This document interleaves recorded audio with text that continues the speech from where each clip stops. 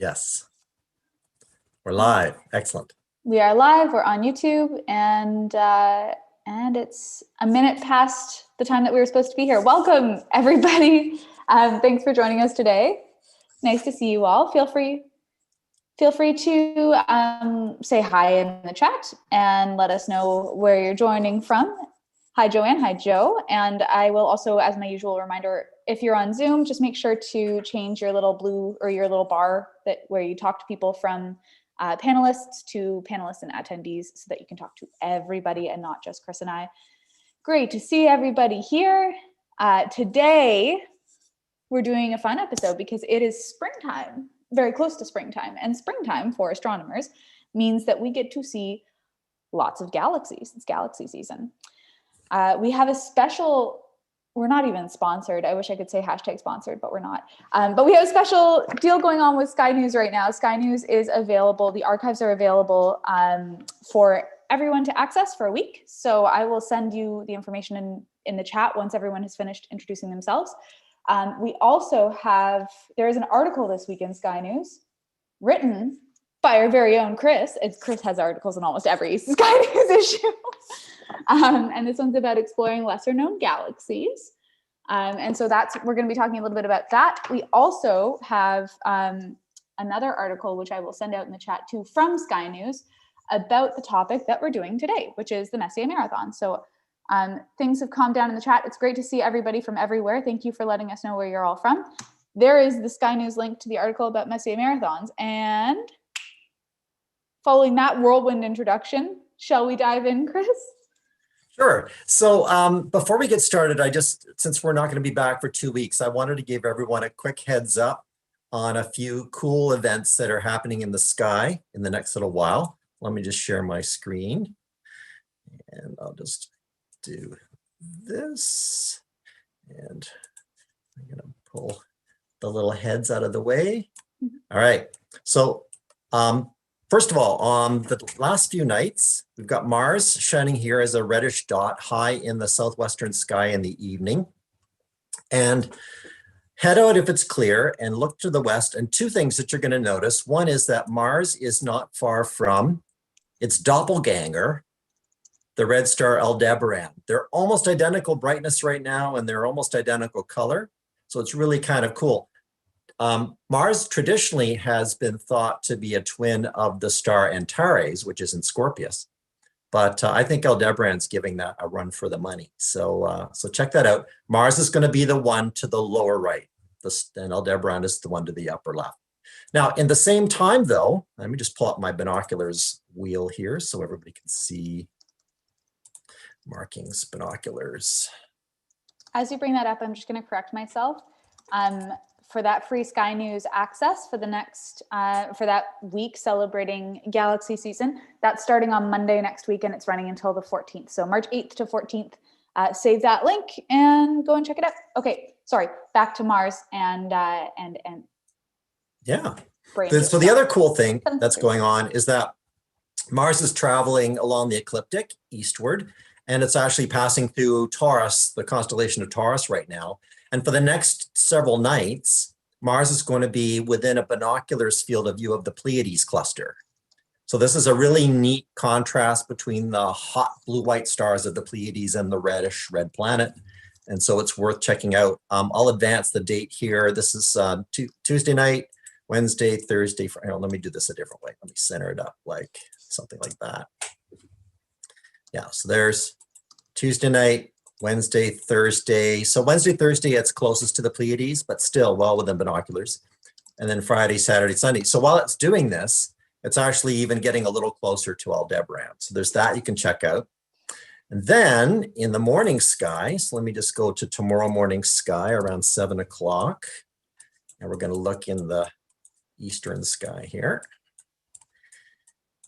So the rest of the bright planets are all hanging out in the eastern sky right now, as we've mentioned in a previous session. But what's going to happen is that in the next few days, Mercury is going to do a close pass of Jupiter. Jupiter is quite bright. You can see we've got Saturn, which rises first, then we've got Mercury and then Jupiter. And Jupiter will be rather easy to see. Saturn will be a little trickier to see because it's about its 10th, I think about a 10th as bright as Jupiter is right now. But if you watch this, so this is Wednesday morning, Thursday morning, Friday morning. So it's another little mini great conjunction, if you want to think of it that way, with Mercury and Jupiter low in the eastern horizon. About 6:15 in the morning would be the best time to go and see them. And at the same time, we've got Mercury reaching its peak visibility. So if I go in here and show you the orbits, there we go. So Mercury is near the outside rim of its orbit, so it's farthest elongation from the sun. If you're using Stellarium and you click on an object, you can ask for information about its distance from the sun. That's the elongation. So you're seeing it's 27 degrees. So normally that would mean Mercury is really well visible because the sun is out of the picture. But because the ecliptic is so shallow, the Mercury doesn't actually rise that much before the sun. So it's going to be in a fairly bright sky. But yeah, on Saturday morning, basically Saturday is when Mercury's at its peak visibility for us in the Northern Hemisphere. If you lived in the tropics or in the Southern Hemisphere, the ecliptic is almost straight up and down. So Mercury is your best for the year. I feel like Mercury is one of those planets that's easier to find whenever it's next to something bright. So having it next to Jupiter is very helpful. Next week, Tuesday, Wednesday timeframe, the crescent moon is going to pass through Saturn, Jupiter, Mercury. So that'll make a neat photo op if you get out there and look at those then. All you early rising astronomers, yes. I am not one of you, but I appreciate you. I'm a later rising astronomer. Yeah. So on to our topic. So we're doing a 2-for-1 this time round. About a year ago, well, towards the end of April last year, Jenna and I did a session on galaxy season, on galaxies, and I went through quite a bit of detail about galaxies. I watched a bit of it today, and it's really good. And so I highly recommend watching it again. I think the thing about galaxies is because they have nothing to do with the moon or planets, then the information repeats on an annual basis. So it's good. Now I'm going to cover some of the same ground today because we advertised our session today as being galaxy season. So we'll do that. And it's been a whole year. It's been a whole year. It's been a year and we have new viewers. So that's fine. Yeah. But if you want a double dose, you can always, if you're thirsty for more, you can always go back and watch on the Brass Canada YouTube channel. The second thing we're going to talk about is this Messier Marathon idea. And the Messier Marathon idea is derived from the fact that the Messier list of objects, of which there are 110, happen to be arranged in the sky such that the sun is not near any of them in the March timeframe every year, because the sun marches along the ecliptic, and I'll demo that in a few minutes. And what that allows us to do is to actually see all 110 of the objects in a single night. And we'll talk a little bit about strategies for doing that as well. Now, for those who are completists, I'm a bit of a completist, I have to admit, you're going to be disappointed because you're only going to get 109 at the most this year. And I'll explain why that is in a little bit. Okay. It's too bad. Somewhat disappointing. So what this is overall, what links both of these topics together really is the fact that we're talking about deep sky objects, right? So deep sky objects for amateur astronomers would be considered anything that's not part of our solar system. So it's not local, it's deep into the universe. And we also not include individual stars because there's so many of those. So we're talking about nebulas, galaxies, clusters, and things like that, which are considered deep sky objects. There are some double and multiple star systems and groupings that kind of blur the lines a little bit, and that some people consider them deep sky objects, and I can appreciate why that would be. And there are even there's even a Messier object that's actually just a double star that is kind of an accident, but that's the way history works sometimes.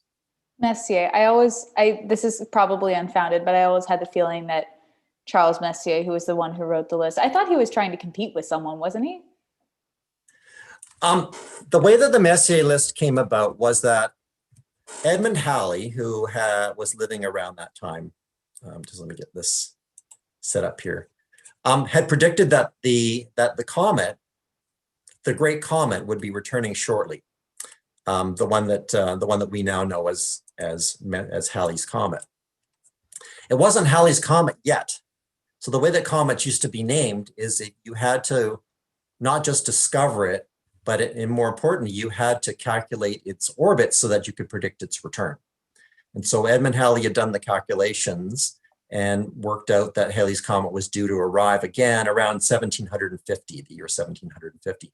And so everybody who had a telescope basically was out looking for it, on the lookout for it, to see who could be first to spot it when it came back. Unfortunately, Halley had passed before it returned, so he didn't get to stay around to see it come back. So Charles Messier was a young astronomer. I like to think of him as a bit like Clyde Tombaugh, who discovered Pluto. This young person who went to work in an observatory and ended up, getting assigned a job and making a big discovery as a result of it. So Charles Messier was working at an observatory in Paris, France, and he was avidly trying to find Halley's Comet and be the first to see it. He eventually did see it around, I think, Christmas time of the year that he was looking, but he got scooped by a German astronomer who saw it a couple of weeks early and reported it. So Halley did, Messier did do that. But he got the bug. He had the comet hunting bug, and he decided to continue to search for comets. And in fact, he did discover a number of comets that ended up getting his name on them. But so the problem was that in the sky, comets are dim, fuzzy objects, and they honestly resemble a lot of things like galaxies and dim clusters and things like that we're used to seeing in the sky. At that time, there were no detailed sky charts available. The sky was largely unknown. The bright stars were known and the constellations were defined, but there were these little fuzzy and nebulous dim patches that were in the sky. Now, the trick about comets is that they move because they're diving into the inner solar system, and they accelerate as they fall in. And so they move across the sky with respect to the stars pretty rapidly. So if you saw a fuzzy object and you came back the next night and it had moved, it's a comet. But if it was still in the same spot, it's part of the universe and part of the galaxy. And so I forget the date, but somewhere around the early 1750s, Charles Messier was looking around in Taurus, and there's Taurus the bull right here. I'll just bring up the name to go with it. So he was looking around Taurus, and he discovered a fuzzy object around this patch of the sky. I'm just going to zoom in on it. And when he came back the next night, it was still there. It hadn't moved yet. Let me just get to my options here. I'm not using the tool that I meant to use for this. But sorry, I didn't mean to send. That's okay. To derail you. Background information. Let's do options. Let's turn off the Milky Way for a second here. And I need to turn on my sky objects here. Here we go. So what he found was a dim fuzzy patch in Taurus, which turned out to be the Crab Nebula. There we go. Let's put a label on it here. I'll actually do this in. Center this up. Whoop. Let me just switch over to Stellarium. Easier if I do Sorry, yeah. That's okay. Can anybody? Bradley has already guessed what Messier number it has. It's not that surprising. Yes. So here's this star represents the southerly horn tip of Taurus the Bull. And when he was looking in this patch of sky, he found this little fuzzy patch, this little fuzzy object. It didn't move from one night to the next. And so he said, this is ridiculous. I need to keep track of these so they don't get fooled all the time. I'm wanting comets, not these objects that are fixed in space. So let's start making an index of them. And of course, this one is the Crab Nebula, Messier 1. And that's the beginning, the origins of the list. And so that's where that started from. So yeah, I could just stay here in Stellarium, I guess. All of the Messier objects are therefore comet-like objects that were confusing him. Well, yeah, it varies. A part of the difficulty was the quality of the optics they were using in those days was less than we get today. The telescopes were generally smaller, and the viewing conditions weren't always terrific. So some things that we could maybe see as clearly not fuzzy objects or not comet-like got included in the list. Mhm. And there are also a number of different colleagues who are working on the list together. And if you do some reading on Messier, it's a fascinating story. But let's talk a little bit about the idea of what these deep sky objects are and how they work. So we basically, once we get rid of, the solar system and the individual stars, we're left with, all the other parts, mainly parts of our galaxy. So we have our Milky Way shining in the winter sky here. It's coming up from the southern horizon. I'm just going to make the sky darker so you can see it more obviously. I'm going to get rid of the ecliptic, which we don't need. I'll get rid of some star labels as well. So you can see there's the winter Milky Way coming up. So when you look at the stars in the sky, everything that we're seeing with naked eye that isn't part of the solar system or a man-made or a human orbiting satellite is part of our Milky Way. So it's basically a local star cluster, star group, or an individual star. So the DSOs, or deep sky objects, break into different categories. So first off, we have open star clusters, and you'll see them abbreviated as OC if you're using an astronomy app. They're all over the sky. There tend to be fewer in the springtime, and that's because of where they arise from or where they originate from. So open star clusters are actually groups of stars that have been formed from the gas and dust in our galaxy, which means that for the most part, they're concentrated near the Milky Way. And so there are times of the year when the Milky Way is above the horizon across the sky, and there are times of the year, which we'll see in a couple minutes, where it disappears, and so it takes all those things with it and leaves the sky empty to all but one type of deep sky object. So open star clusters, what you can do if you're in Stellarium, for example, is you can go into your sky and viewing options into your DSO, and you can go to filter by type, and you can turn off everything except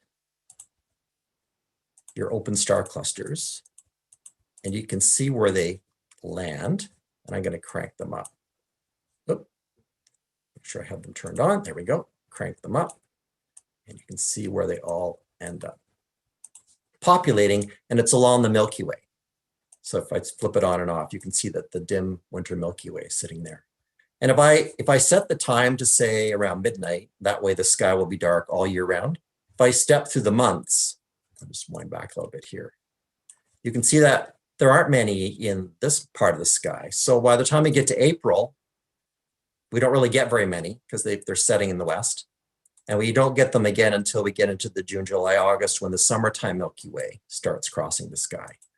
And then as we move on, we get them all through the winter until we get into next spring again, and then they sort of move out of view. So those are the open clusters. Now, what's great about the open clusters is that they're at a range of distances, so we get close by ones. Things like the Pleiades and the Taurus, the face of Taurus, the bull, is an open star cluster. So let me just go back to a little earlier in the evening. So if you're looking at the V shape of Taurus, that's the Hyades cluster. It's a few hundred light years from us, so it's covers more sky because it's closer to us. If a cluster is farther away, then it tends to be smaller in the sky. Let me just get my little notes out of the way. There we go. So there are a variety of them. Some are close and naked eye. A lot of them are visible in binoculars, even if you live in the suburbs. So you can look up where they are and find them. If you get out into the dark sky country, if you're rural or the cottage country area, away from the big cities, then you can even just scan the Milky Way and pick them up. There are several neat ones, bright ones in the bottom half of Auriga. And Auriga is, let me just bring my stars back here. So the bright star Capella, right? And then below Capella, sort of to the lower left of Capella in late evening, in the western sky, you're going to find a number of star clusters in Auriga. If I bring up the symbols, you'll see there's a bunch of them. In Stellarium, they're indicated by dotted circles. So those are open clusters.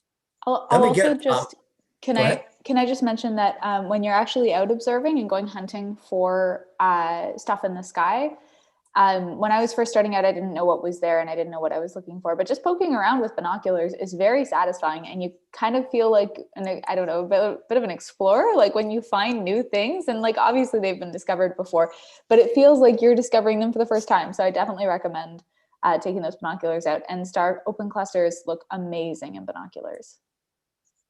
Yeah, and we've touched on a few of them recently. We did a tour of Orion not long ago. So if you point your binoculars at the head of Orion, that's a star cluster.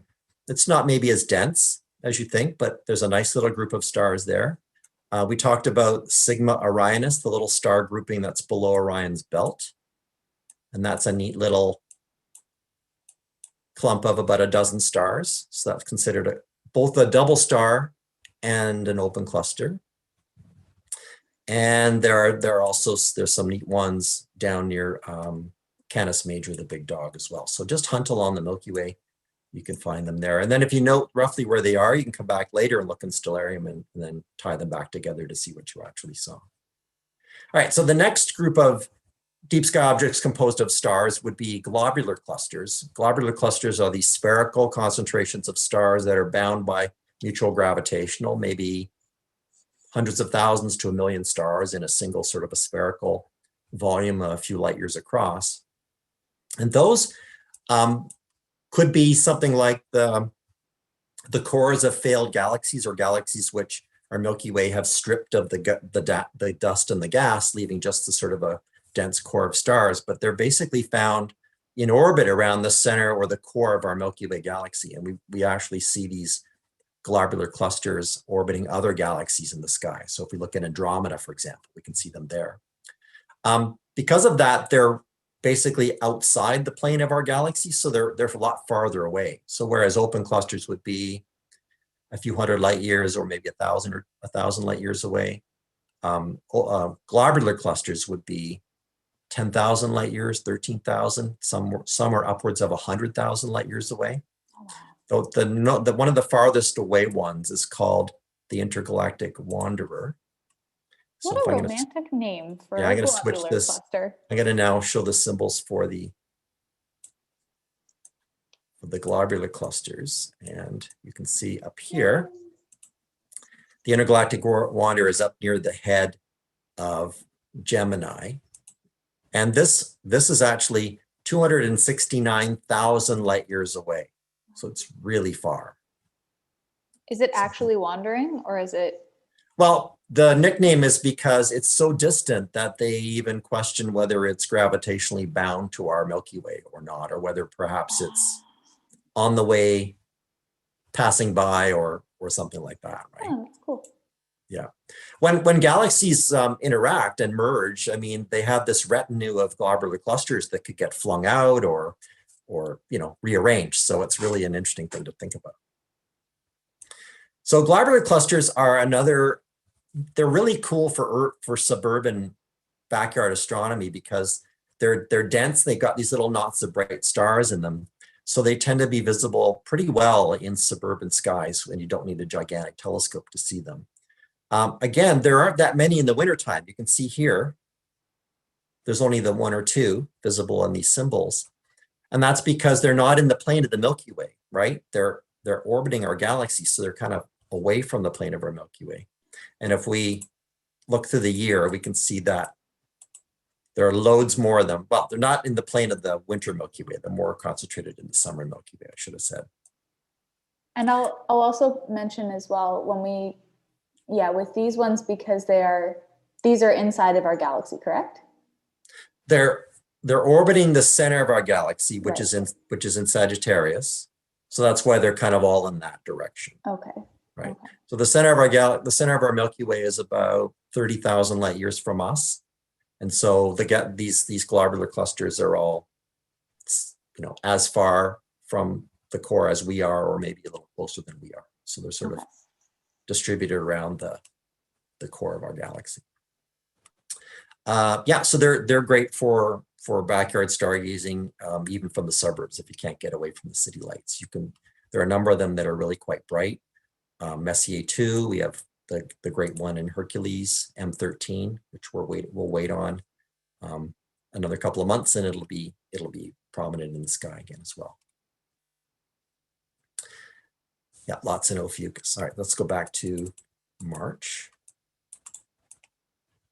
So what do we have next? So next we have, we're done with clusters, and now we're going to talk about nebulas. Nebulas are composed mostly of gas. So we have three or about four different kinds of nebulas that are composed mainly of gas. We have planetary nebulas, emission nebulas, reflection nebulas, and supernova remnants.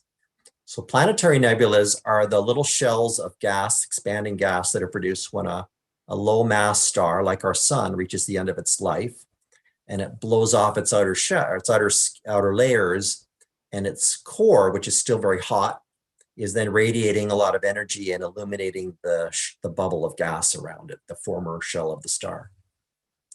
And so the planetary nebulas are, because they can happen to any regular star, they can really happen anywhere in the sky around us. So I'm just going to bring up where those ones are. So planetary nebulas. There you go. And again, there are a few here and there. Ghost of Jupiter is one of them. This one in Gemini, which I prefer to call the Parca Nebula. If you read the last Sky News edition, we mentioned that in there. And again, the best ones, or the most popular ones, tend to be visible in the summertime sky. Things like the Ring Nebula. The dumbbell as well is also popular. Yeah, there's the Ring Nebula and the dumbbell up here in Vulpecula. And you can see they all have these really neat nicknames because they have a lot of different morphologies and color schemes to them. Now, in a backyard telescope, you don't get the colors, but you know, if you look at Hubble images or images taken by rascals, their astrophotography rigs, then you can see them. This is the Blinking Planetary. I always think it seems like such an odd divergence in naming, because you look at things like the common names of these planetary nebulae with these really cute names, Blinking Planetary Nebula, Peekaboo, and then you look at how the International Astronomy Union names craters on the moon, and it's so rigid and specific. And it's like, these are like the exact two opposite ends of the spectrum. Well, I guess we were able to, regular astronomers and the popular culture was able to stake their claim or plant their flag on some of these objects before the IAU could. So you get things like what the ET cluster and the Pac-Man Nebula and stuff like that. Yeah, but that's not to say that they all don't have their formal names. Right? Yes. So yeah. they all have their NGC, New General Catalog names, and so on. So the reason this is called the Blinking Planetary is because using the trick of averted vision, if you center this object in your eye, in your telescope eyepiece, and it's available to any really any size telescope if you have a nice dark sky, moonless night. If you stare right at it, you're going to see the central star shining in the middle. That's the core, the white dwarf core of the former star.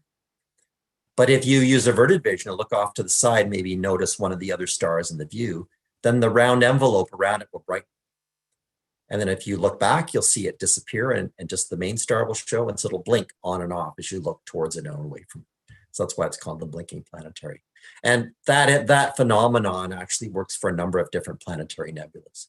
The word planetary comes from the fact that they look like little planet disks in the telescope. That's where the name came from. All right, so what's next? How about, oh, and by the way, planetary nebulas greatly benefit from using oxygen-3 filters or nebula filters on, because what they do is the other stars around them will dim out, but the planetary nebula will continue to shine brighter in your telescope. So if you think you've seen the planetary nebula, but you're not sure if you have a nebula filter, you can put it in and the rest of the stars will dim, and then the planetary nebula will remain prominent. And those nebula filters are sort of like purplish blue, right? There's a variety of different colors. Ultra high contrast filters would be sort of a pinkish, but I'm not talking about just using the colors from, say, a set or a kit. I'm talking about ones that are actually designed to pass the wavelengths of light that nebulas give off. So the oxygen-3 wavelength or the hydrogen-2 wavelength, that kind of thing. And the nebula filters are designed to let a number of different wavelengths through as a group. All of the ones that combine together will keep the nebula brighter. Planetary nebulas tend to be tiny as well. They're like looking at, Mars the way it is right now, where it's small, or maybe Uranus, where it's a small disk. So you need a lot of magnification for most of them. The dumbbell is a nice big one because it's relatively close to us, but things like the Blinking Planetary and the Ring Nebula are a bit smaller, so you need to magnify them for a bit. So let me get into emission and reflection nebulas. And for that, I'm going to go back to now because we've got a perfect example already in our pockets, and that's Orion. So let's come up with Orion and look at Orion's sword. When we look at Orion's sword, we see a combination of both of those kinds of effects happening. So an emission nebula happens when hydrogen gas is radiated by a nearby starlight, and that energy causes it to emit light in a preferentially a reddish color. A great example of that's not really available to amateur astronomers without long exposure photographs is the Horsehead Nebula. So the Horsehead Nebula, that reddish glow, is hydrogen gas, and also the one behind my head, Hey! which is the Rosette Nebula. So the stars embedded within that cloud of hydrogen gas, are causing it to radiate red light. Meanwhile, though, you can get starlight scattering off of dust, and that gives you blue. So you can see there are halos of blue around some of these stars. And that's indicative of the interstellar dust that's distributed in the galaxy amongst these stars. And so the red would be emitted light from hydrogen, and the blue would be reflected light from dust. So we have reflected blue and emitted red. Now, if we go down to the Orion Nebula, we get pinks and purples because both things are happening at the same time. So we get a little bit of reflecting and a little bit of emitting. So that's great. Also, I've mentioned this about 1,000 times, but even if you're in Toronto, you can see, or in like the busier cities, you can see the Orion Nebula. So go and look. Yeah, you don't need to, I can stay within the city, grab your binoculars, just look at the sword and the bright patch in the middle of the three patches of light. That's Orion Nebula. And in a telescope, it will look like ghostly veils of black and white, sort of light and dark veils. So that'll be the view of the telescope. It's very pretty. Let's see. Okay, next one is supernova remnants. They're more rare, partly because they're temporary. So the Crab Nebula, which is up here near Taurus's horn, right there. We know that a supernova went off in Earth time in 1054 AD, about 1,000 years ago. And that's because Chinese astronomers noted it in their records. A star appeared in the sky that was bright enough to see in the daytime, and that was the supernova going off. And now that light, once the supernova explodes, then the light dissipates and fades with time. Eventually, after a few days, then it became the brightest star in the nighttime sky. And then after many, many months, it finally faded into obscurity again. But when we look at that patch of sky now, we find the Crab Nebula, and it's the guts of the star. The material that was in that star then still expanding outwards from the supernova explosion. And there's a pulsar, there's a radio source in there. It's like a lighthouse that sends a beam of radio towards us every 60 times a second, roughly. Just turn off the blinking planetary. So that's the Crab Nebula. I don't have it ready, and I'll see if I can find it, but there's a really cool GIF or GIF, depending on how you want to pronounce that 3-letter acronym, of it growing. Yeah, of it growing. You can see it like exploding outwards over years, which is so cool. Yeah, what's great about the fact that we have good quality telescopes able to look at these objects from now on, that we can then track them over long periods of time and see them evolve over human lifetimes. So that's a supernova remnant, the Crab Nebula. The other really good one is in the summertime sky, and it might be just about getting ready to come up. Here we go. Very late at night. Let's see if we can, there he is. So after midnight, we start getting Cygnus rising in the east, but really it's the summertime is when you want to look at Cygnus. And we'll do a session when we talk more about this, but if you look at this medium bright star near the elbow or the southerly wing of Cygnus, there's a ragged loop of gas, glowing gas, and that's the remains of a supernova that happened much longer ago. So this is in the process even of dissipating over time, not still concentrated the way the Crab Nebula is. And for those that want to do a little imaging, I'll just give you a little heads up. So imaging means taking long exposure photographs. Let me get my sky back here. Look up to. I mentioned Capella and Auriga earlier. If you look at the northerly horn tip of Taurus, so start at Aldebaran, right? And there's the V. So the one southerly horn goes up to the left and the northerly horn goes up to the right.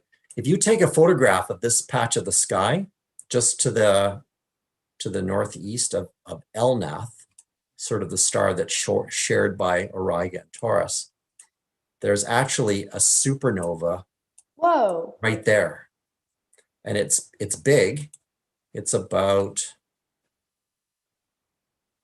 3 degrees across. So that's 6 times the diameter of the moon. That's huge. Yeah. Does it have a name? It's called, I think it's called SH-2, if I recall properly.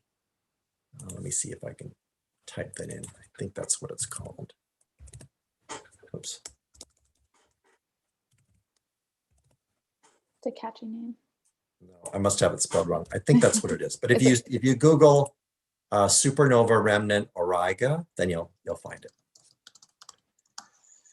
So that's it for deep sky objects, right? Yes, but we have questions about the Crab Nebula, and I found that GIF/GIF.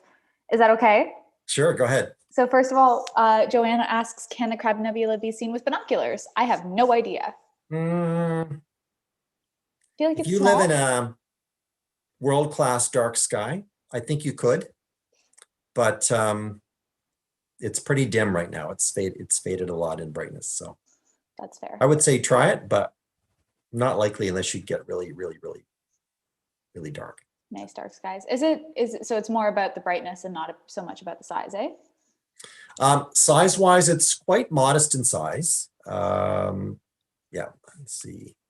And what was were you wanting to share the GIF? Yeah, I'm just gonna quickly share the GIF because it's really cool. You can see like the central pulses of, maybe I'll share just that one little spot, but this is over about 10 years or so. And so you can see the dust coming out from the central pulsar, I guess, eh? It's pulsar? Yes. I'm not seeing it. Are you sharing it? Okay, hold on. Let me zoom in more because it's fairly small. Can I do this? Nope, I can't share a portion of my screen. I will just zoom in on it. Can you see it there? Sorry, hold on. I'm still not seeing it myself. No, are you seeing the screen at all? Nope. Oh, well, I will send the link instead. Okay, a couple people in the audience have seen it. All right, so I'm not sure what's going on, but it's cool, right? It's super neat to see that, like, that spinning. So I'll send out the link for those of you who didn't see it as well. Yeah, so I was just going to get you the information about M1 here. So M1, oh, you know why it's not coming up? It's because I have all the objects turned off. There we go, in my stellarium. So M1, diameter-wise, it's about 8 by 4 arc minutes, and the moon is 30 arc minutes. So it's, it's not that small. Okay. But it is subtle. It is faint. It is subtle, so it's a little hard to see there. Yeah, you're really looking for a blob and not anything detailed, unlike the photo that I just sent. All right, so let me just clean this up a little bit. And thank you to David Lee as well for saying that the supernova in Auriga is called, the fun casual name is the Spaghetti Nebula, which I really like. And then the official name is in the Sharpless catalog. So that's that SH that Chris was talking about, SH2-240. Yes. Okay, great. I had part of it remember. Yes. The rest. And now, thank you. And now if you'd like to share your screen again, because I stole it away from you. Okay, let's see here. Zoom. Share screen. Share. All right. So I don't know if you caught my little joke, but I said we're done with deep sky objects, right? And you're supposed to say, but no, what about galaxies? But wait, there's more. Sorry. So Everything else is galaxies, and galaxies are not built in. They're not part of the Milky Way. So let's talk about why is it galaxy season and how that works. This is a part that I was almost jumping the gun too early on, because I was about to go into this when it came to the globular clusters, and I was like, I told myself to shut up so we could get to it organically. All right, so let's do this. So here I have a sky. What I'm going to do is I'm going to get rid of my star names and my constellation. I just want to clean up my screen a little bit. Oh, and I get rid of my moon and planets as well. So you can see here that we've got the Milky Way running up from, in mid-evening around now. It comes up from the southern horizon, and then it's brighter here, it's dimmer here, and then it gets brighter again as well. The reason it's dimmer here is because there's a bit of intergalactic interstellar dust obscuring the stars, but also because we're looking at the opposite direction to the center of our galaxy. So we're looking out to the outer tip or outer rim of our galaxy where the stars peter out, basically, they thin out, and there aren't as many as there would be in the summer months when we're reversing and we're looking towards the core. So you can see here that, and again, I'm just going to take this up a little bit later. Let's go back to February. So this is late evening, say 11:30. There's the Milky Way. If I advance the date, day by day by day, and I'll just get rid of the constellation so you can see a little better. Can you see that the Milky Way is heading towards the horizon, the western horizon? Let me just pull this down a little bit more so you can see it. There we go. And at some point, it kind of wraps around the horizon. That's so cool. I guess technically you could see it all more or less in one night then, eh? Well, it's not the optimal way of doing it because it's then hugging the horizon and it's all obscured by all that extra atmosphere we're looking through. But the point of it is that the galaxy is now basically hugging the horizon, which means that it's not above our heads. And let's see if I can bring up the other view here. The galaxy, Let's try this. Nah, I won't bother. We're on a roll. We'll keep doing it this way. So if I were to plot if I were to put a coordinate system on the galaxy, then the equator of the galaxy would be running around the horizon, and the North Pole of the galaxy would be somewhere here in the middle of the view, right? And if I bring up the constellations, it turns out that the North Pole for our Milky Way galaxy is pointing roughly in the direction where this constellation of Coma Berenices is. And that means that when we're looking straight up out of our galaxy, we're looking through the least amount of intervening material between us and the rest of the universe. And it literally is a window into the universe for us that occurs for the Northern Hemisphere in April every year. So this is when we're going to see the most in the way of the galaxies distributed in the rest of the universe. Now, if you go into your stellarium and you ask to see the galaxies, if you zoom in on this area, so kind of near Coma, but it includes Virgo, Leo, and the Big Dipper, Ursa Major. So all of these constellations actually have loads and loads of galaxies in them of various sizes. And what I'll do is I'm going to come in here and I'm going to go to my deep sky. And I'm going to crank this up. And in stellarium, the way it works is that the open clusters were the dotted circles, the globular clusters are the circles with the crosses in them, and the galaxies are the ovals. And you get these little ovals. We're still only seeing, for the most part, filtering by type with the planetary nebulae. No, I've got that switched off. Oh, okay. So what I'm doing now is I'm just cranking up the number. And so if I crank up the number, what you would notice is that all of these labels are galaxies. Let me just turn off the labels. There you go. Wow. So all the orange and yellow and red ovals are and blue are galaxies. The reason for the different colors in Stellarium is they're actually assigning different colors to different types of galaxies. So regular galaxies would be red. Active galaxies would be, say, orange. Interacting galaxies that are pulling on each other would be blue, that kind of thing. So that's the reason for the different color scheme. So you can see here that there's kind of a strong patch of galaxies in this area of the sky between Leo and Virgo, and this is called the Virgo Cluster of galaxies. And that's where you can find them. So let me just bring up some information about galaxies. So if we pull up the sky here, what I'm going to do is I'm going to turn the symbols off, and I'm going to turn on the stars. There you go. And I'm going to turn on this. So in Stellarium, you can put on what's called a digital sky survey image, where it actually fills in the sky with actual photos, everything that's right? there. Yeah. Let me just let that load for a second. So let's talk about galaxies for a minute. So galaxies were originally thought to be nebulas, because we just didn't realize what they were. It was a failure of imagination, to use that phrase. We didn't know what they were. We just knew they were these misty patches that came in a variety of shapes and sizes, and they were, for a long time, they were just called nebulas. So the Andromeda Galaxy was called the Andromeda Nebula for a long time. In the 1920s, at the Palomar Observatory in California, Edwin Hubble was using a new principle that had been recently discovered by the lady astronomers at the Harvard Observatory. And that was the principle of using Cepheid variable stars to measure distances to objects.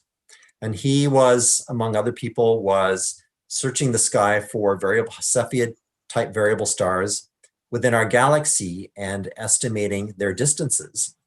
And then by doing that, we were able to sort of piece together almost a connect the dots idea of the size and extent of our galaxy. So we would be able to say that the Cepheid variables in this direction are farther, so that's the majority of the galaxy. These ones are closer, so this is the edge of the galaxy. There aren't as many above and below, that kind of thing.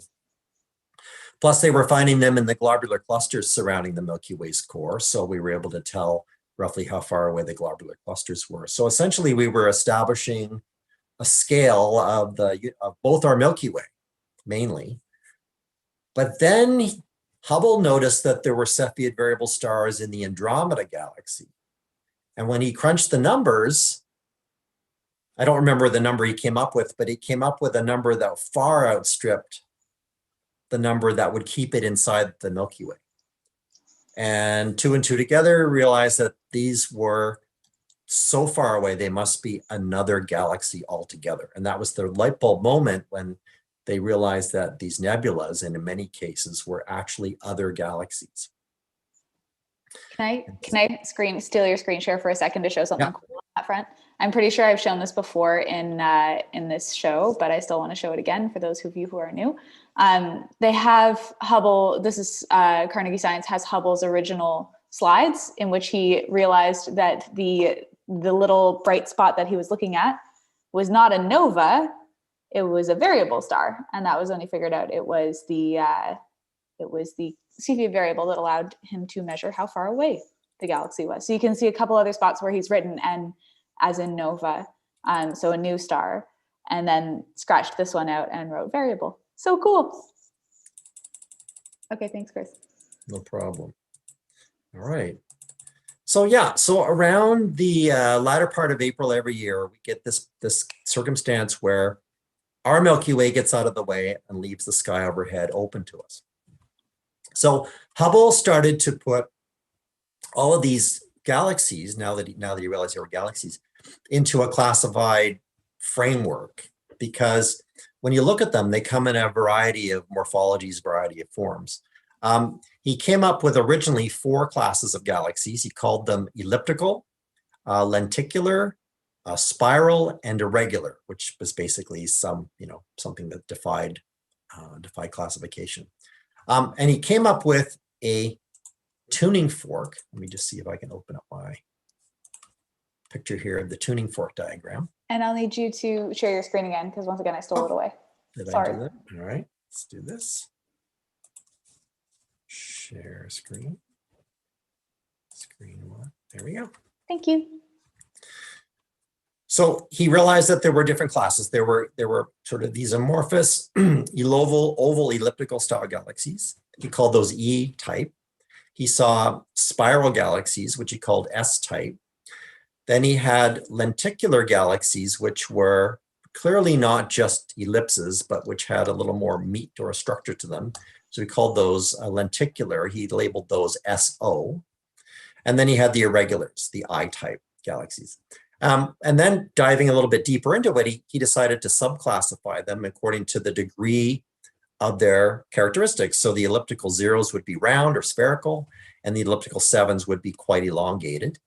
And then he decided to use ABC subheadings for the degree of the arms. So if you had tightly wound arms, he called them A class. If they were a little bit looser, they'd be B. And if they were a little bit more open, they'd be C class. And about that's the system that was used for quite a long time. And then in the 1950s or so, around 1956, this astronomer de Vaucouleurs got involved. And I think Alan Sandage was another person that got involved in that as well. Yes, Alan Sandage, American astronomer. They broke the system down into even more detail. So they added they called this a tuning fork, but they added a third fork, a third tine to the fork for intermediate between what you call barred and regular spirals. So the spiral galaxies came in either a round core to them or a stubby elongated bar core to them. Our Milky Way galaxy is, I think, somewhere in the sort of SB, A or B range. We have an elongated core to our galaxy. And then they found, situations where the core was neither perfectly round nor perfectly elongated, but somewhere in between. So you've got these intermediate spirals. And they also, de Vaucouleurs and Sandage added the D class for the more looser arms, and then an M class, which was, you can see it's almost getting into the irregular range, where the arms are basically one arm only or one wrap around only around the core.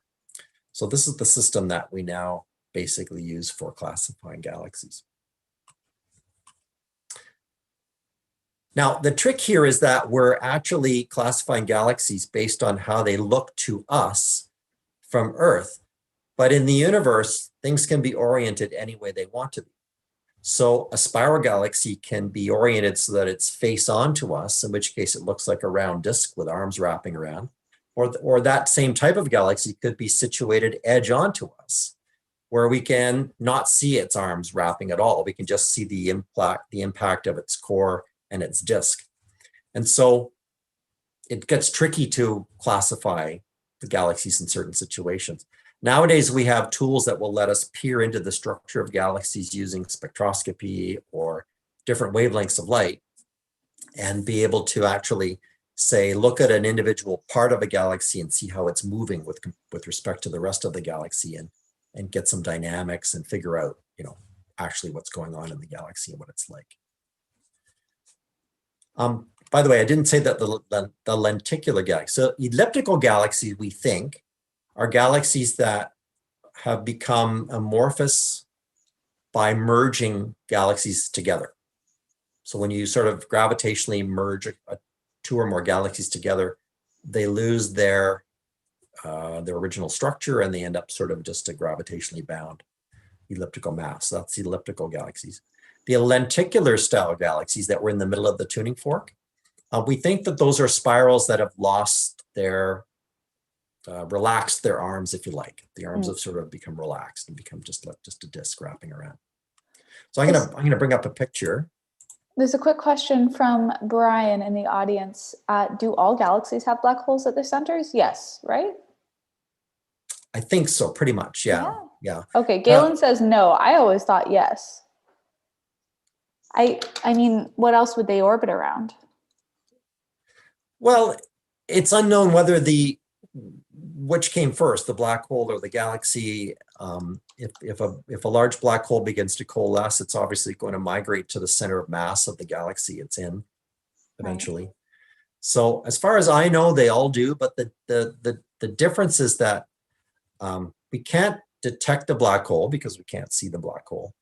The main way we detect black holes is by the radiation that they're giving off through the process of consuming the matter that's falling into them. And so an active galactic nucleus is one where the black hole in the center of the galaxy is actively consuming mass and then radiating, energy out into the universe that we can detect. If there's nothing falling into the black hole in the middle of a galaxy at present time, then it's inactive and we don't really have any other means of detecting it if it's not giving off radiation. So, but we think they all are. I'm not saying 100%. One of the things that that we have to all appreciate is that astronomy is changing all the time. There are papers being produced all the time, and so you may know a fact that you may have read something that I'm saying and it disagrees, and that could be because I'm wrong, because I'm fallible, or it might be just because the science has changed since the book was written that you saw. Yeah, we're not infallible, and we don't always stay up to date on every single bit of research that's come out. So this is a sort of a neat family portrait or grouping of some typical examples of the different kinds of galaxies that are out there, and we're going to get into looking at a few of these in a minute. How's my time doing here? We have half an hour. Excellent. So in the upper left, we have a galaxy called Messier 87, and this is the biggest and brightest elliptical galaxy in the Virgo cluster, and I'll show you a trick to finding it in a minute. This is the one that you might have seen in the news a couple of years ago, where the radio telescopes produced the image of the event horizon of the black hole. It's the one inside this galaxy.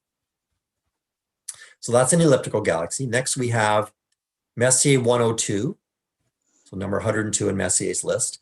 It's called the Spindle Galaxy. It's a lenticular galaxy, and you can see it's got a dark dust lane in this picture, kind of running right edge onto us. So we really have very little, it's very difficult to see, what's going on when it's edge onto us like that, but we think it's lenticular. Over here, and by the way, this one's in the constellation of Draco, so it's visible in our sky. This is a neat one. This is NGC 1365. It's in Eridanus. It's a little low in our sky for us, but it's a barred spiral, and it's one of those, SBD type or SBM type, where it's got just basically one arm at each end of the bar. Down here, this is called the crowbar, or the, do you know, Jenna? Oh, hockey stick. Yeah. So we call it the hockey stick in Canada. So it's actually the, it's in Canis Venatici. I'll show you where it is in a couple of minutes. And then over here, we've got this galaxy. It's a beautiful galaxy. It's bright. It's a big one. It's called Messier 81. It's in Ursa Major, or the Big Dipper. And I'll show you a trick to how to locate it in the Big Dipper. All right. And I'll show you one more here. This one's neat. So astronomers think that this galaxy, which is only visible in the southern hemisphere, it's called NGC 6744, might most resemble what our Milky Way would look like from afar. So you can see it's got a short, stubby, elongated core, and then a series of spiral arms that wrap around it. The pink knots are all the places where the Orion Nebulas are happening, where the stars are forming. So these are star-forming regions, all these pink locations. This is the thing I find the coolest. For quite some time, every once in a while when I was doing shows, I'd bring up these like visualizations of the Milky Way, and it's especially kids, but in general, you look at those and your brain kind of goes, yeah, that's a photo, but it's like, no, it can't be a photo because we don't have the time, money, etc., to send a camera above the Milky Way to take a picture. And so it's that sort of, it's taking data from what we have, what we can see from Earth, and based on like what is in the Milky Way itself, and then also data from what we think other galaxies might look like or might other galaxies that might be similar to ours look like, and kind of mushing them together into a visualization of what we expect the Milky Way to look like if we were able to fly above it, which we can't. There is one photo that I use in one of my talks that is of pretty much the whole of the Milky Way stretched out end to end. That was done by photographing parts of it at different times of the year and That's cool. spacing it together. It's really neat. Yeah. That's cool. Okay, so if you want to look at galaxies, the best times for this spring are between third quarter and a day or two after new moon, and that would be March 4 to 14th. But remember, we're waiting for our Milky Way to sink into the horizon, and that's better in April. So really the best window is April 4 to 14, roughly around there. So I've set the stellarium here to April 14th. And then there's one more window, May 3rd to 13th, in that range. So what you want to do is get your telescope, and I'll show you a couple that you might be able to pick up with binoculars as well. The Andromeda Galaxy, of course, is a naked eye object, and it's definitely visible in binoculars as well, even from the suburbs. But unfortunately, at this time of the year, it's low in the western sky, so it's not as optimal for viewing it. All right, so what you want to do is you want to get your telescope, and you want to locate Leo the lion. Now, Jenna spoiled me some time ago and told me that John Reed says this is actually a mouse.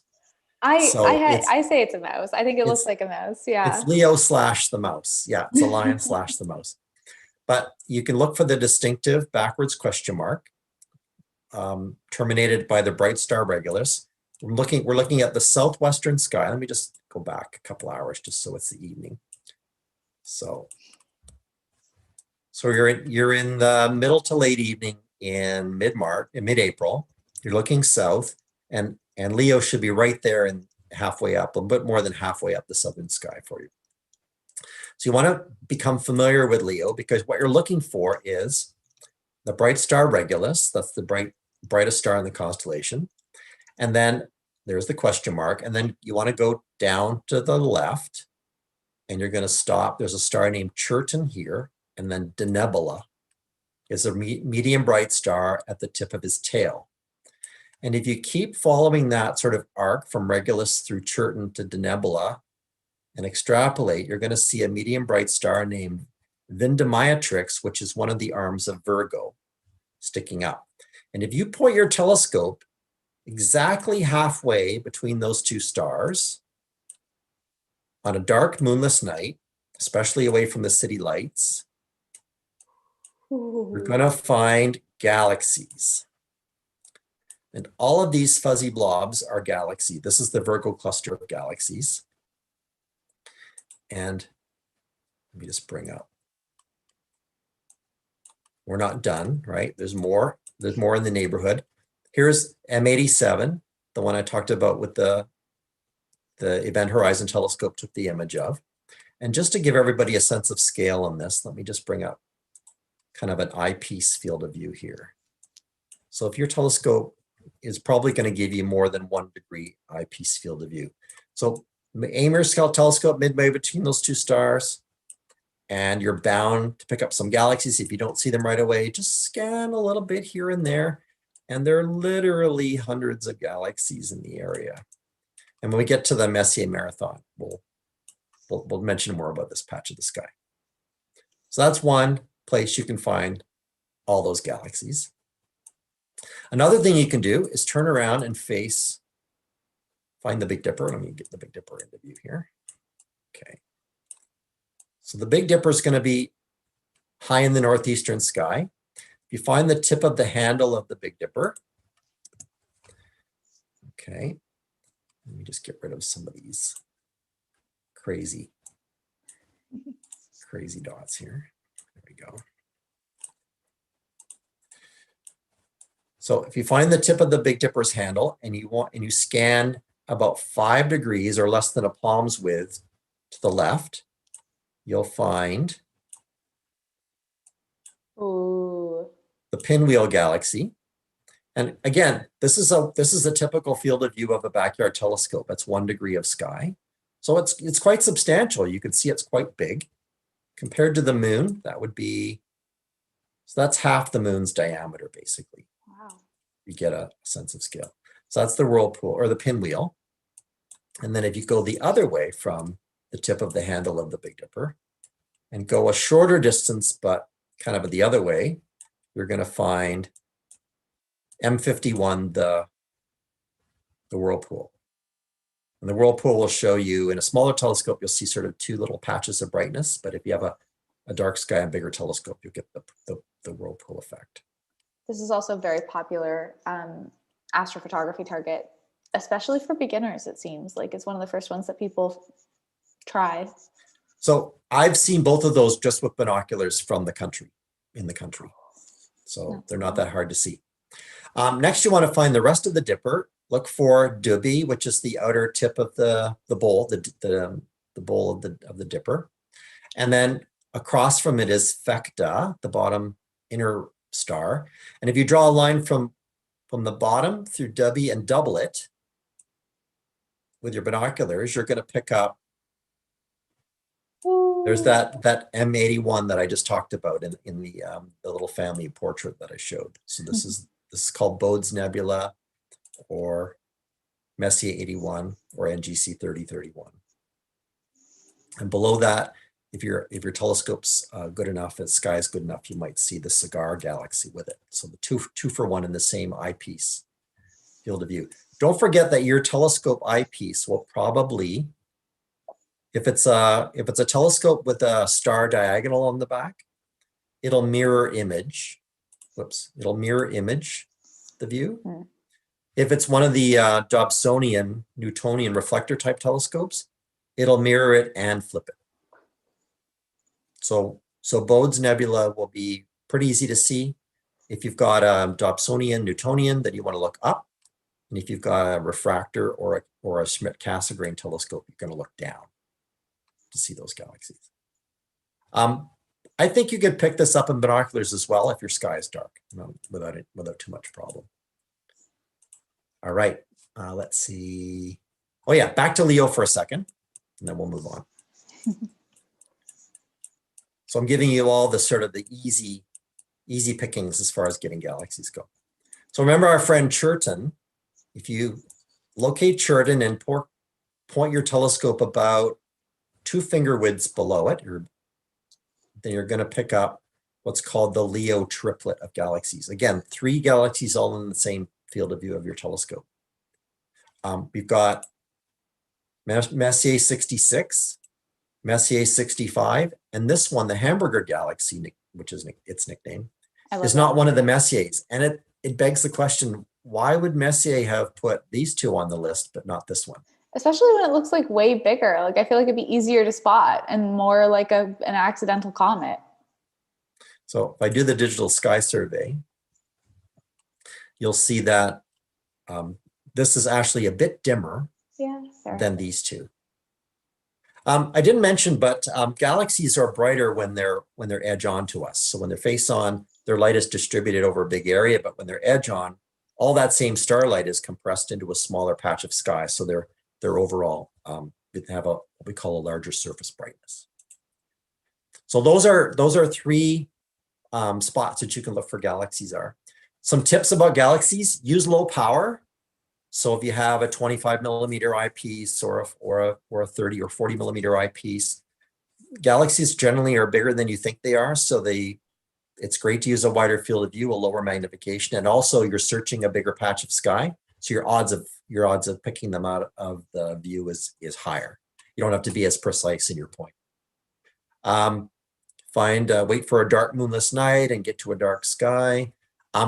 Focus on a star and then look at the galaxy, because galaxies can be tricky to focus on. But if you focus your telescope using a star, you can even just be a star in the neighborhood. It doesn't have to be a bright star. Then you're going to have better odds of seeing the galaxy. And don't forget that if you change eyepieces, that you have to refocus as well. Yes. If you're not seeing the galaxy, if you've got a sky chart or you're using an app, see if you can match the star patterns and confirm that you're in the right spot. And don't forget to account for the way your telescope will flip things around. If you're using a Newtonian, just turn your star atlas upside down and it'll match the eyepiece. If you're using a star diagonal, then it's trickier because you've got a mirror image. If you're not seeing it, try using the averted vision where you're not looking right at the galaxy, but off to the side a bit. Also, you can try just gently tapping the telescope. And if you start the telescope tapping, you'll shake everything in the view and the dim things will become noticeable because they're moving. And don't bother with filters on galaxies. They don't help. Oh, man. Yeah, they're good for nebulas, but not those. So Jenna, I gave you a big long list of galaxies that people can look for if they want to know if that can go into the chat or the show page, but we won't be able to copy and paste that because it's a chart, but I will screenshot it and upload it to our website and link it in the YouTube description, which will take some more time. So I cannot share it right now, but it will be on the rask.ca/insiders guide once you give me a few minutes to do that. There you go. Just do a screen grab. There we go. Yeah, screen grab now if you want to know your beginner's list of things. And if not, it'll be on the website later. Yeah. So that's a neat little group, neat little, a variety of galaxies of the different types. All right. So let's talk about the Messier Marathon in our closing moments. And for that, what I'm going to do is I'm going to set my stellarium to noon. And I've got the daylight turned off. So I can turn the sunlight on. Let's just get everything back to normal here. So I've got Alt P. I turned off my planets, so I'm going to turn them back on. Solar system, turn them back on. Make sure I've got my labels and everything good. All right. And I've just sent out the article that Chris wrote for Sky News that's available online. So if you would like a written resource, it is in the chat. I'm just going to get rid of my little field of view indicator. So if I set my stellarium to the new moon, which is occurring around March 11th, there's the moon there. So around March 13th is when the new moon is. And if I turn on my deep sky objects, and I'm just going to see if I can crank them up and see if I can make them appear. So go to SSO. I'm going to just turn on only the Messier objects. And I'm going to crank this up. I think, all right, I can't do that. But what I'll do is I'll turn off the daylight and show where all the Messier objects are. And it turns out that there's actually a patch along the ecliptic where Messier didn't happen to find any deep sky objects of note. So all the 110 are located elsewhere, but not in the Aquarius Pisces area. So when the sun gets there every year, it means it's not near any of the Messier objects. And it happens that occurs around the middle of March. And so if you wait for the new moon at the month where the sun is between Aquarius and Pisces, then theoretically you could see all 110 of the Messier objects in a single night, starting at dusk and then catching the last few at dawn.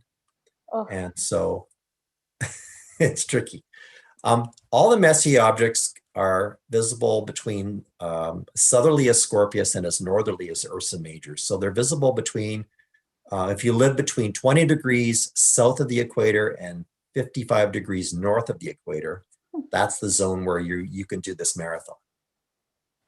By the way, Paris, France, where Messier was compiling this, is at 48 degrees north. So it's a bit more northerly than many of the cities. In Toronto anyway. Yeah. So back around the 1970s, 1976 or so, a gentleman by the name of Don Mackholtz, American, Tom Hoffelder, and Tom Ryland all kind of came up independently with this concept of, hey, I think I could see all the Messier objects in a single night if I plan it right. So what you do is, I'm just going to put on my sky here. I'm just going to get to sunset here. So just as the sun is going down, a few of the Messier objects will appear. And here's how you do it. So you have to look up when the new moon is, and this year it's around March 13th. You need to have a night where it's going to be clear all night long. So that's important. That's the tricky part. You need to have clear sight lines to the horizon, because when the objects are most visible is when the sky is darkest. And that's generally just as they are setting, those objects are setting. So you need to have a good vista to the southeast and also to the west. Better with a go-to telescope because you're not getting any points for finding these objects by hand now. You're kind of on the clock, so you can use your go-to just to dial in dial in the objects in the best order. Now, you're not going to view them in order. You're not going to start at Messier 1 because if you wait until Messier 1 becomes visible, then these other objects, M74 and M77, have already set. So there's actually an order, a recommended order on how to view them. And what I'm going to do is I'm going to open up the hyperlink. So you can put the hyperlink that I gave you in the chat. And what you can do is you can go there, you can look up your city, type in the dates. You want to set, it's right now set for Calgary, but you can set that to wherever you live. Make sure that you change the date in the upper right corner to March 12, 13. And then it'll generate a list of what order you should look at the objects in, the recommended order. So you might be saying, well, Chris, how can I align my go-to telescope before it gets dark? Because you're going to get these just as it's starting to get dark. So one trick is you could start your Messier Marathon at about 3 in the morning, get all the objects until sunrise, leave your telescope aligned all day while you have a nap, and then tackle the rest of it in the evening until about midnight. And you could get them all done within the same 24 hours. Technically, yes. Technically. Or if you've got a place where you could align your telescope and leave it set up, you could do it that way or use another trick. Okay, so the general rule of thumb, and again, it's in the article, you can read it, but you want to start with Messier 77 and Messier 74, which are in Cetus and Pisces, and you're going to see that they're not very bright, so they're not that easy to see them. They're galaxies. So you don't want to take too long, because if you take too long looking at one, the other one might get too low before you're ready. So you want to try to see them 1, 2 in quite rapid succession. Once you've got these two, then you can hop up and look at M33, the Triangulum Galaxy. I'm going to just, in Stellarium, I'm going to change this to the M number so you can see that. M77, M74, Triangulum. And then right to the right is you've got the Andromeda Galaxy, and the Andromeda Galaxy is a 3-for-1. You've got Messier 31, Messier 32, and Messier 110, all in the same field of view. So you've got those. Once you've caught those harder ones, then the sky will be nice and dark, and you can just take your time moving from west to east across the sky, picking off. And again, the list is generated for you, so it'll give you the recommended list that accounts for the ones that are circumpolar and the ones that are lower in the sky and things like that. Once you get to the Virgo area, look at all the Messier objects in the Virgo cluster. I think it's about 17 of them.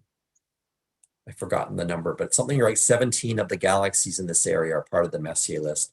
So this will take you some time to get through each of them. And typically you start with the easy one, like Messier 87, and then knowing how your telescope works, you just slew a little up, a little over, a little up, and you just sort of march along through them. And again, the Messier guide will list them the best. I feel like that would be the hardest spot because you get lost amid so many options. Yeah, but the neat thing is that you've got loads and loads of time.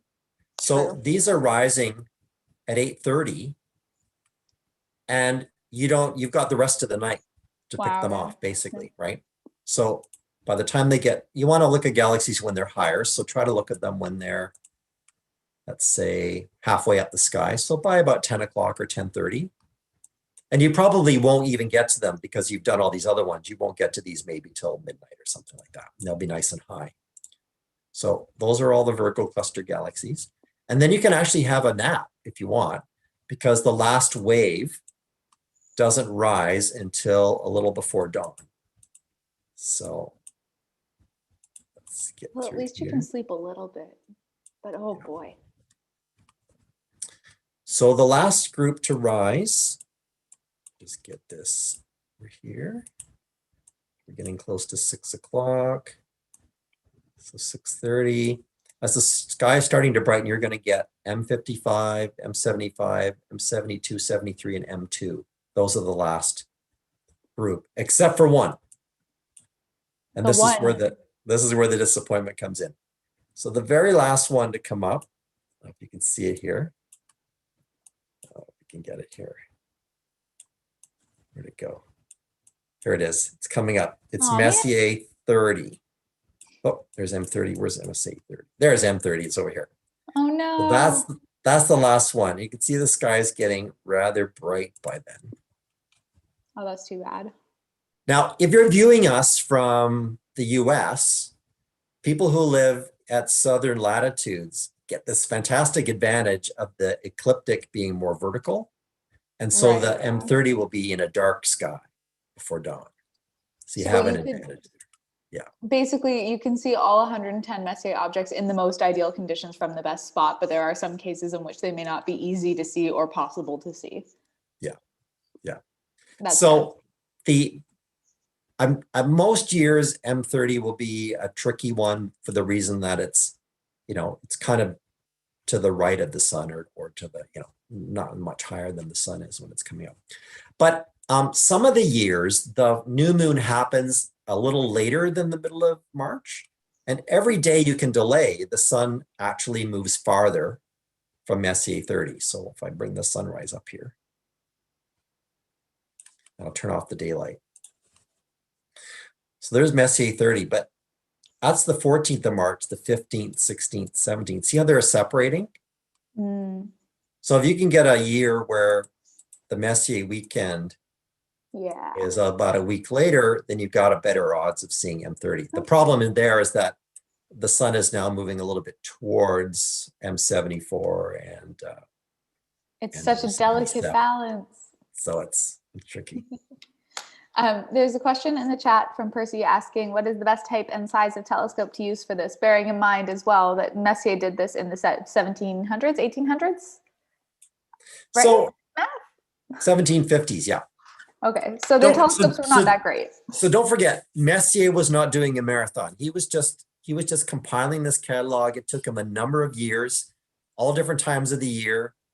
It just turned out that when he was done, there was a gap, and that's the gap we use for the marathon. It's true, yeah. So you can explore the Messier objects at your leisure at all different times of the year. It's just if you want to try this big challenge, it's like a bucket list thing to try to see them all in one go, then this is when you need to do it.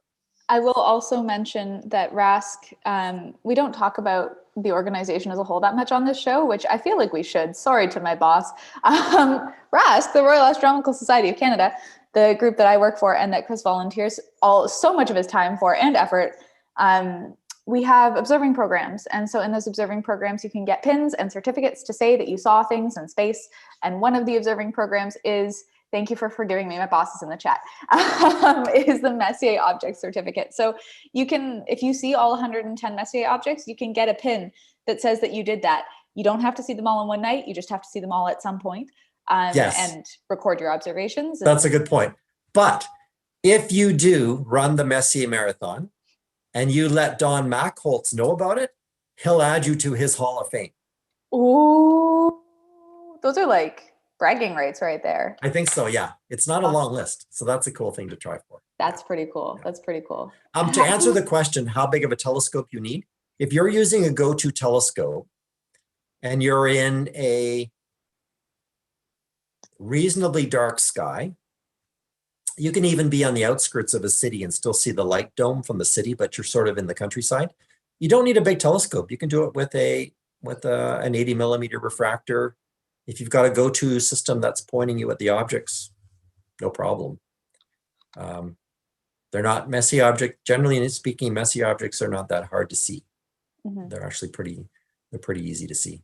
That's kind of, especially when it's a list that's developed in the 1700s. It's like that.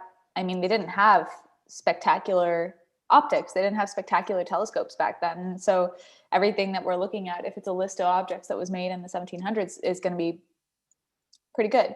I think he was using a 4-inch telescope, 4-inch aperture telescope, roughly. You like Messier. And just in case it's not clear, talking about deep sky objects, the NGC numbers that I've been showing is the new general catalog, and it has an add-on to it called the index catalog. So NGC or IC are the two codes you might see.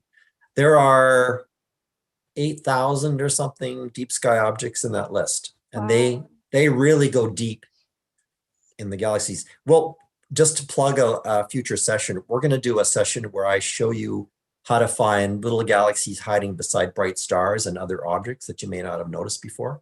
And so, yeah, there are all kinds of galaxies out there that are within reach if you know where to look.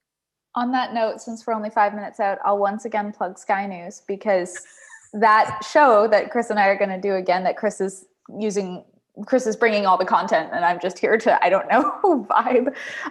But Chris has an article about galaxies and we're going to base one of the shows on that article, coming out in the next issue of Sky News, which will be the May-June issue and arrives in mailboxes in April or so. And so RASC members receive Sky News as a benefit. If you are not a RASC member, that's okay. You can still subscribe to Sky News. By subscribing to Sky News as a non-RASC member, you also get access to the digital copies, I believe. And everybody, starting on Monday, if you want, gets access for the Galaxy season to the entire archives of Sky News as well, which I sent out early in the chat. I'll send out the link again. I think that's Fantastic. maybe I've lost the link now. But yes, well, hopefully that's all available. And I think that pretty much covers everybody's questions. While I'm looking for that link one more time, there is one more question from Joe, which I didn't get to, and because this was about supernovas back when we were looking at Planetary Nebula. What is the most recent supernova and where is it located? Chris, do you know? I have no idea. Okay, here's the thing. Supernovas are happening all the time, but just not inside the Milky Way. That's fair. So you can actually help do community science by joining teams that are reviewing photographs taken of galaxies on an ongoing basis and watching for supernovas or novas that appear in those distant galaxies. Because when a supernova occurs, it gives off as much light as the host galaxy combined for a very short period of time, right? So it'll almost outshine the galaxy. And so astronomers use the supernovas as another tool for measuring the scale of the universe. And so because there are hundreds of billions of galaxies in the universe, odds are there are multiple supernovas going off a day or a week. So they're happening all the time. And you can actually get alerts if you want. Professional astronomers subscribe to alert systems where one will happen, somebody else find one, and they'll put the alert out so that everybody can train their particular brand of astronomy on the supernova event. And by everybody combining the various aspects of what they're studying, we can develop a deeper understanding of the supernova and of the galaxy it's in and that kind of thing. So that's an interesting question. Yeah. There's a lot of places that you can dive way deeper into astronomy if you so choose, like in terms of that, following those alerts, and there's all sorts of really cool branches to it. It's also neat to understand that astronomy is not, the jobs aren't all filled because there's so many things to study in the universe that we just can use more and more people to do that. So it's neat. It's super awesome. Whatever your passion is. I just sent out the link again to the Pulsar per request from Noor. And I think that wraps up our show today. Yeah. Thank you everybody for tuning in. Thanks everyone for tuning in. Next time, we're going to be doing a particularly interesting one. We're going to be talking about astronomy and religion, right? It's about the vernal equinox, spring solstice, or sorry, spring equinox, sorry, brain.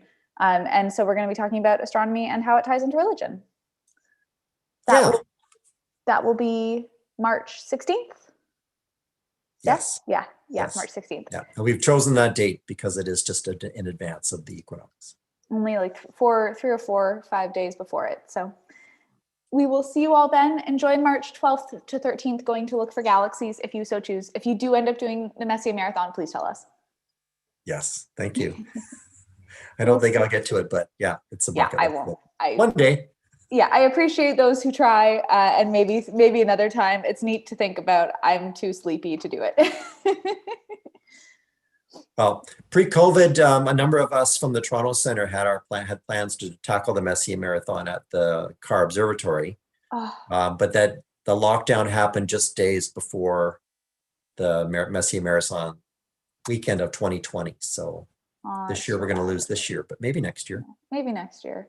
if we're doing it, we'll put the word out and Rascals can come and join us. That'd be awesome. Yeah. Okay. So we'll talk about that a little bit more. Maybe talk about Toronto's observatory next time too, because we've dropped hints and we haven't fully talked about it. Thanks everyone for joining, and we will